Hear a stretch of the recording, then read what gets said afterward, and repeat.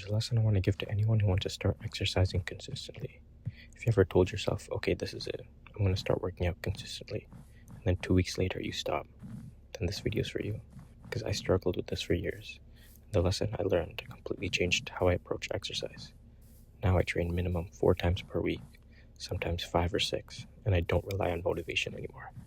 Let me tell you what changed. I first started exercising in 2022 during a fitness class at school. That's where I learned how to lift weights properly. But I never took it seriously. And the reason why is because that class ended after 5 months, and one summer came. I just stopped going. At that time, my mental health wasn't great either, so staying consistent felt impossible. Then a year later, I signed up for a gym membership, and I made the classic mistake. I told myself I'm going to wake up at 5 a.m. and do a brutal workout. And you know what? I actually did it, but once a month. Because the bar of success was set way too high. So when I didn't feel like waking up at 5 a.m., I'd skip it. And once I skipped it, I felt unmotivated, and then I'd procrastinate and stop going again. It wasn't that I was lazy, it was that my system was wrong. Consistency isn't built through intensity, it's built through identity. The goal isn't to crush insane workouts, but the goal is to become someone who never quits exercising, and I did that with 3 steps. The first step that I did was to set the bar of success very low. Instead of saying, I'm going to train for 1.5 hours, I said, I'm going to work out for 5 minutes. Yes, 5 minutes. And if I did that 5 minutes, that counted as a success, and I track it in my habit tracker. And I know what you're thinking, 5 minutes isn't enough to build any muscle. And you're right, but that wasn't the point. The point was psychological reinforcement. I was training my brain to believe I'm someone who exercises. And the funny thing is, once I got to the gym and did 5 minutes, I think to myself, okay, this isn't very bad. Might as well stay. And most days I did stay longer. But even if I didn't, it would be still a win. The second step that I did was progressively overloading your frequency. So if you go to the gym, you know what progressively overloading means. And it basically means to slowly increase your reps, weights, or sets and do more than what you did last time.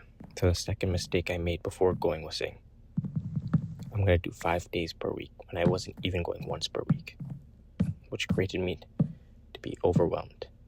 So instead, I treated gym frequency like progressively overload. So week 1, I went 1 time per week. The next week, I went 2 times per week. And the third week, I went 3 times per week. And I slowly built it up. A few months later, I'm going 4 to 6 times per week consistently, which isn't forcing any motivation. You just need to gradually increase. And you don't want to punish your future self for your today's mistakes. So you need to build momentum slowly. The third step that I did was to redefine what consistency actually means. This one changed everything. I used to think consistency meant if I missed one workout, I failed and I lose all my progress, which doesn't create any good thinking. Consistency does not mean perfect attendance. Consistency means how much total volume are you doing over a month or over a year. If your goal is 3 times per week and you miss 1 day, that's fine. Bounce back the next week and look at overall how many times you went in the month. If you worked out 10 times per month and last month you only worked out 3 times, then you are consistent since you're slowly increasing it each time. Now think bigger. Imagine yourself at 80 or 90 years old, still exercising. If you told yourself you'll never quit, then you are consistent, even if you miss thousands of workouts in your life. The only way you fail is if you quit. Because of this 3-step approach, now I train minimum 4 times per week, some weeks 5 or 6. I don't rely on motivation anymore. I don't feel guilty if I miss a day, and exercise feels like a part of who I am, and mentally it helped more than anything. Because every time I show up, even for 5 minutes, I kept a promise to myself. That builds self-trust, and self-trust builds confidence. So here's what you can do today. You can decide your minimum win. Make it 5 minutes. Make it 1 push-up per day. Track it daily on a habit tracker. The app that I use is OnRise. You can just search it on the App Store, or I'll leave a link for it in the description. And you can write down the 5 habits that I talked about in my previous video to also improve your mental health fast in 14 days. Track them daily, even if you do the minimum requirement. Increase the frequency slowly. Progressively overload how much volume you're doing each week. And stop viewing missed days as failures. Also think long term. 10 years, 20 years, and 50 years from now.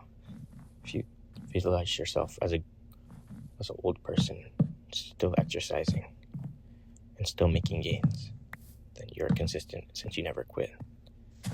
And tell yourself, I'm never quitting exercises. Not I must be perfect. And you don't need to be extreme. You don't need to wake up at 5 a.m. every day. You don't need to destroy yourself. You just need to lower the bar enough so that you can't fail. And momentum beats motivation. Identity beats intensity. And if this tactic helped me go from inconsistent for years to training 4 to 6 times per week naturally, then it can help you too. So yeah, I really hope that you use these tactics because it generally changed my life. And if it helps you, that's so awesome. And remember, don't quit. Just show up.